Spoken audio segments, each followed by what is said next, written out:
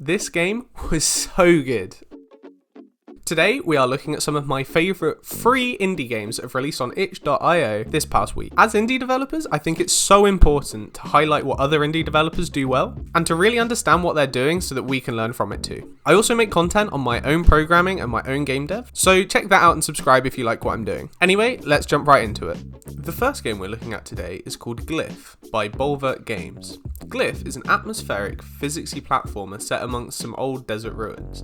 Here you must navigate each level, collecting coins, keys and gems in order to reach the end goal. As you move through the levels, the game does a great job of slowly introducing new mechanics that really change the way you approach new obstacles. The controls feel really smooth and satisfying. The character feels like it has a real weight to it too, reacting organically to inputs as you bounce through a variety of platforms and terrain. The sound design is on point too. Every time you bump a surface or a wall, you can feel the noise it makes. Every action has a good reaction. When you bring all of these aspects together, you're left with a relaxing yet challenging experience that I was fully gripped by from start to finish. The game is currently in alpha, and so it's still being updated, with roughly 64 more levels planned to be added, which I for one cannot wait to play. Our next game is Steamed Hams, but it's RPG Maker by Lord Blue Rouge. Not gonna lie, this one caught me completely off guard when I saw the game in my feed. Steamed Hams is a pretty old meme at this point, but I love The Simpsons and this scene is a classic. So the game was originally released in 2019, but it looks like it was just thrown on itch.io recently. It does such a good job of combining this classic Simpsons scene with the RPG tropes that you'd find in something like Final Fantasy,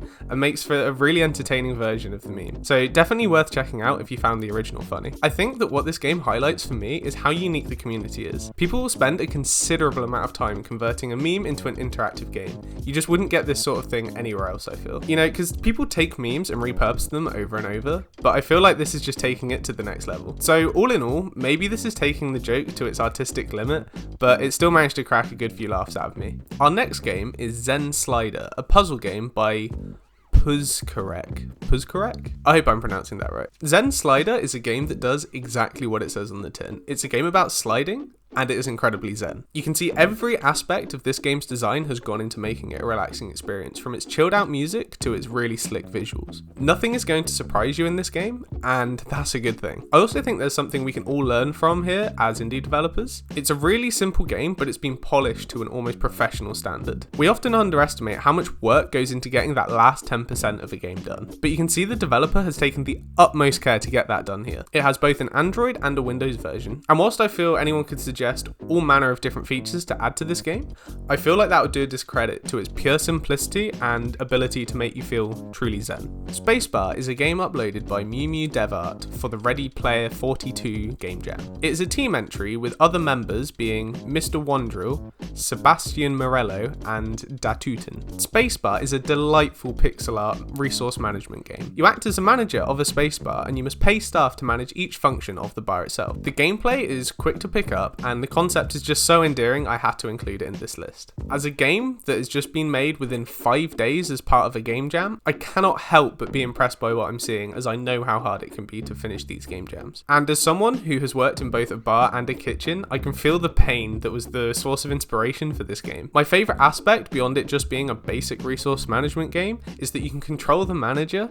and move around and shout at all the different employees, making them work faster and bringing you in more money. And wow, does that feel good in a slightly sadistic way. But this is a superb effort by everyone involved. So huge credit to the team that put this together. Our final game for the day is called Soria by Glyph. Soria is a 3D atmospheric adventure platformer inspired by Scandinavian folklore with a free demo available on itch.io. And well, what can I say? I was drawn to this game's page by its gorgeous art style and its charming character designs, and it completely delivered upon playing it. This game quite literally blew me away, and I'm not just talking about how great it was. It focuses on a young boy called Ask and his pet griffin, Iriki, who together use a combination of jumping, flapping, and wind powers to navigate a beautiful environment. This game was so good. Soria is so reminiscent to me of early PlayStation classics like Spyro and Ratchet & Clank that it hit me right in the nostalgia and I couldn't help but love it almost straight away. I found myself several times in the demo just looking around at the setting I was in and just felt complete joy from what I was seeing. The controls are solid, the cutscenes are adorable, and the demo is just 20 minutes long and completely worth your time. Give it a play and I'm sure you'll agree. I, for one, cannot wait to see where this game goes in the future, and I'm keeping an eye out for any updates and hopefully the full release at some point. Amazing job to the team at Polargraph. And with that, those are my recommendations for some of my favourite free games that have come out on itch.io in the past week. The links are in the description, so get over there and play them, show your support, leave a comment and a rating. As for myself, this channel is all about indie development and programming. I upload content about my projects every Friday as well as these videos, so check that out and subscribe if you want more. And until next time, goodbye.